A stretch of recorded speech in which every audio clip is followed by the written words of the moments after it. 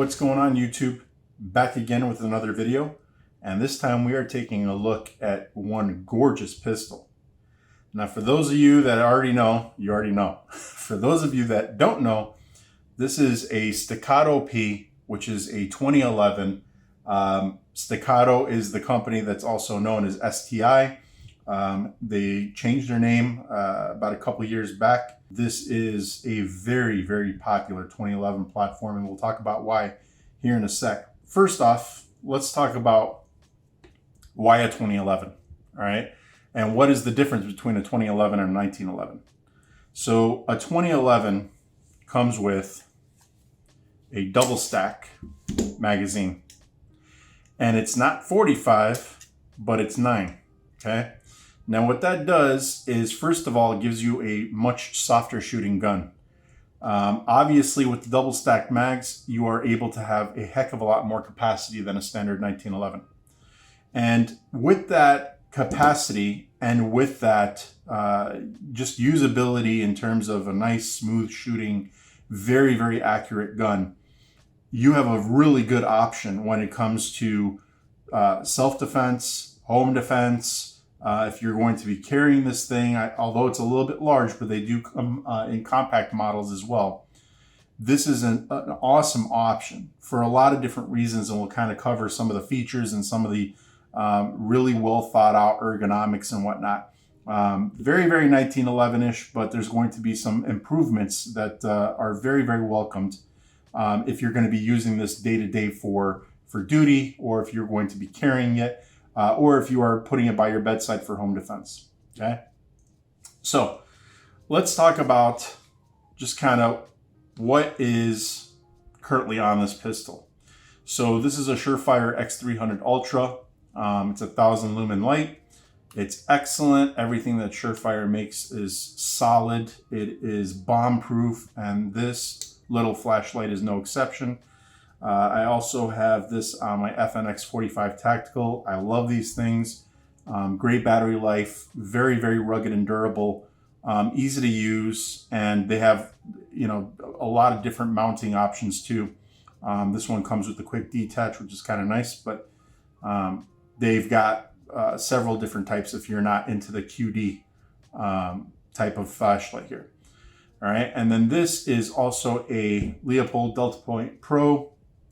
The Deltapoint is another very, very well-respected red dot, micro red dot for a pistol.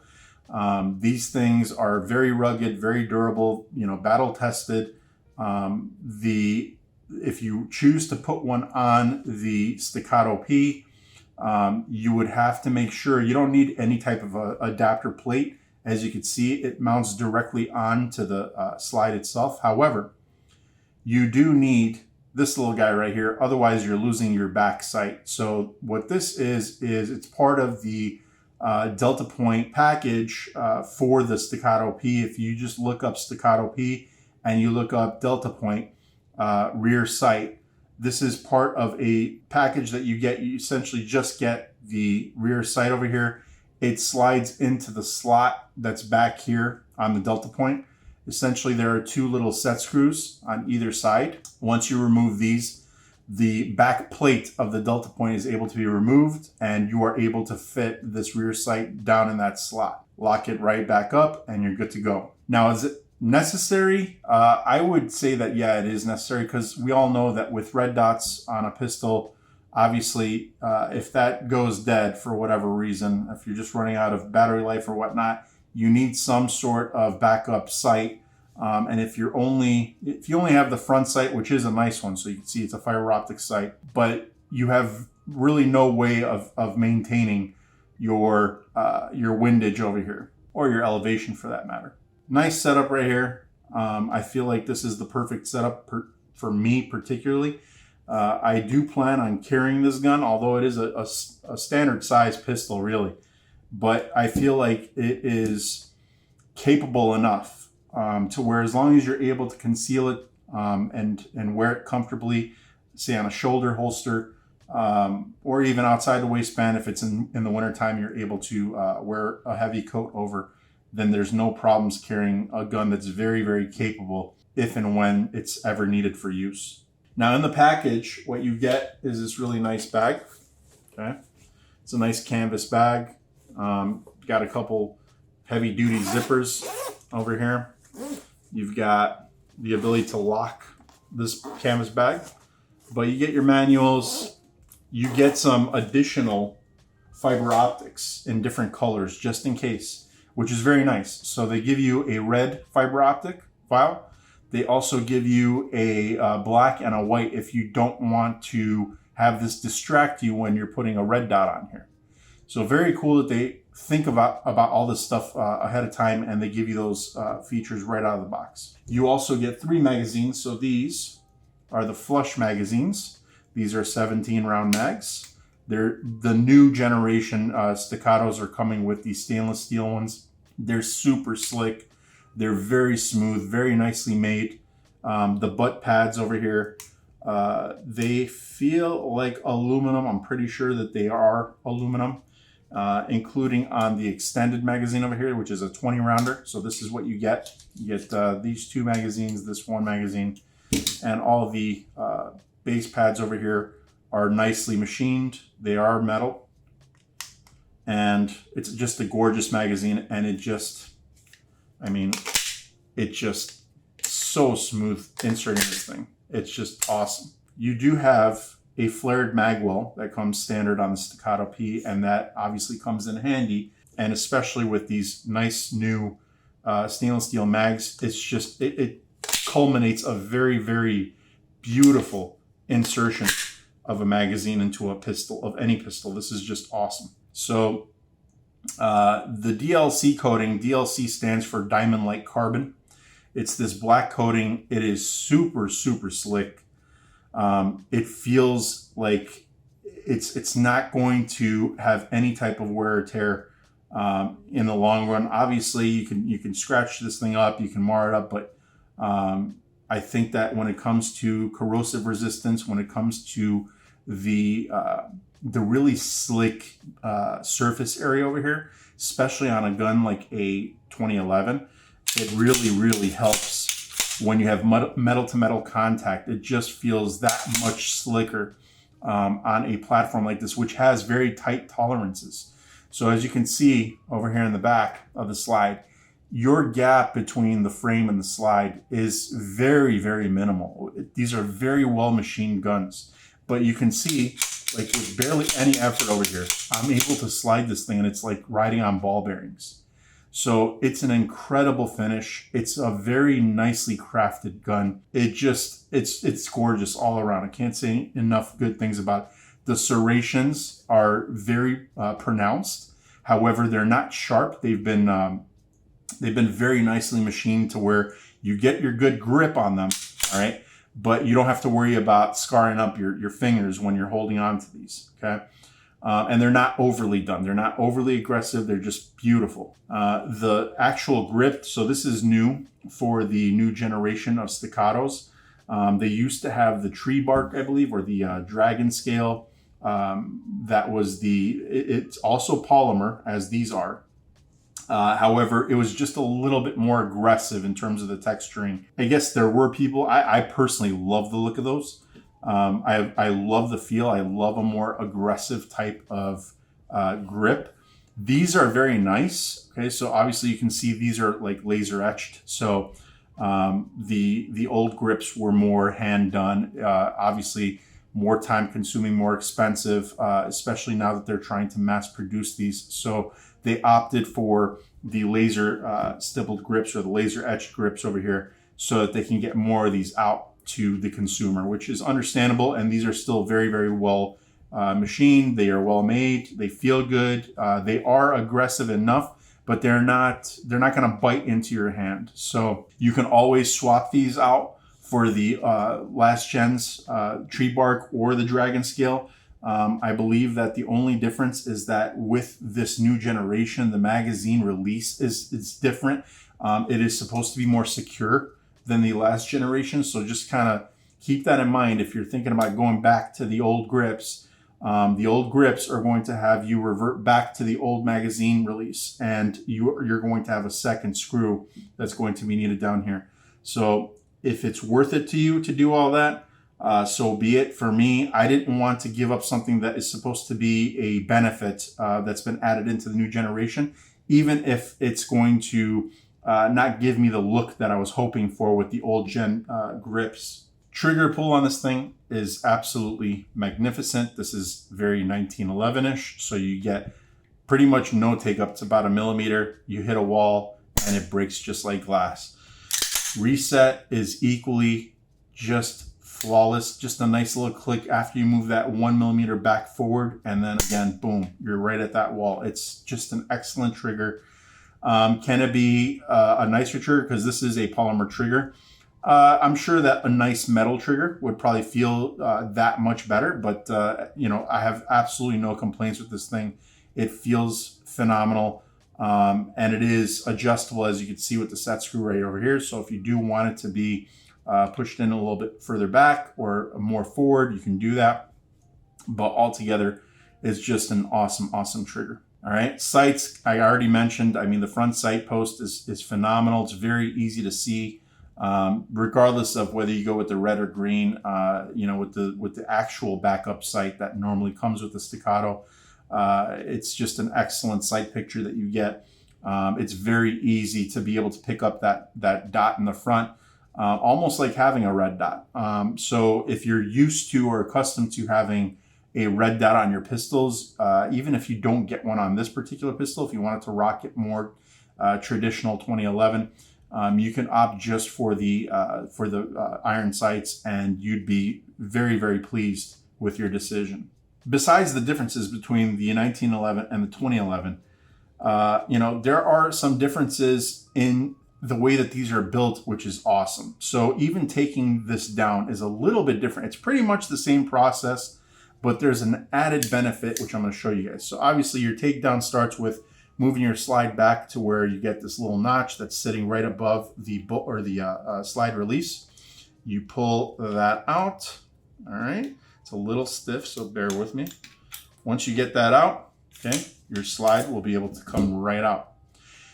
Now, for those of you that are familiar with 1911s, you know that typically you have this little bushing that's up here at the front. It's a metal bushing that typically captures the spring guide rod over here and the nose of the barrel. And typically you have to use a tool to push that barrel down, or I'm sorry, not the barrel, but the barrel nut down, pivot it so that it releases the spring right here and the guide rod.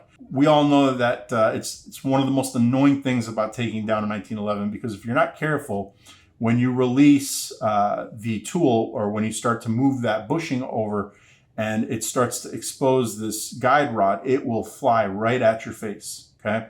Now what they've done with this particular model, which is freaking awesome. So you can see over here you have a bull barrel, okay? You don't have any type of nut that's capturing all this. What you do have is you still have your spring and guide rod, but really, really cool feature. If you push this through, okay? You push this through until you expose this little lever, okay? If you push down on this lever, it brings up a little lip, as you can see. Now, if you slowly back it off, that lip catches on the edge of the guide rod over here. And check this out. Just like that. Genius. I love it. This is the stainless steel barrel. You can also get it in the DLC coating, so that same black coating that you've got on the slide. But this stainless steel bull barrel is equally gorgeous and very, very slick. And you can see the profile where the barrel is kind of thinning out right here in the center, and it starts to flare out, kind of like a cannon. And the reason they do that is because as the bullet is traveling, this barrel is getting hotter. When you are putting lots and lots of rounds through your gun at any given time, you start to lose your point of impact. The actual barrel could shift on you a little bit just based on that heat. So what this bull barrel is meant to do is it thickens out the barrel where that heat needs to be more resistant, all right? Or it needs to be more resistant in order to maintain your accuracy. And so that thicker profile at the end over here keeps it to where your point of impact is not going to shift much, okay? Now, aside from that, it's a well-built barrel. The rifling is just gorgeous. The polished feed lip over here, or the feed ramp, I should say, it's polished really nicely, as you can see. I mean, everything about this just screams very nice manufacturing, very nice fit and finish, and all of that equates to a very pleasant shooting experience. We already showed you how to break it down, not to put it back together. It's exactly the reverse order, so we're just putting this barrel right back in, okay? Dropping it in like such. We take our guide rod and our spring, and we push it back through, okay? Push it all the way again.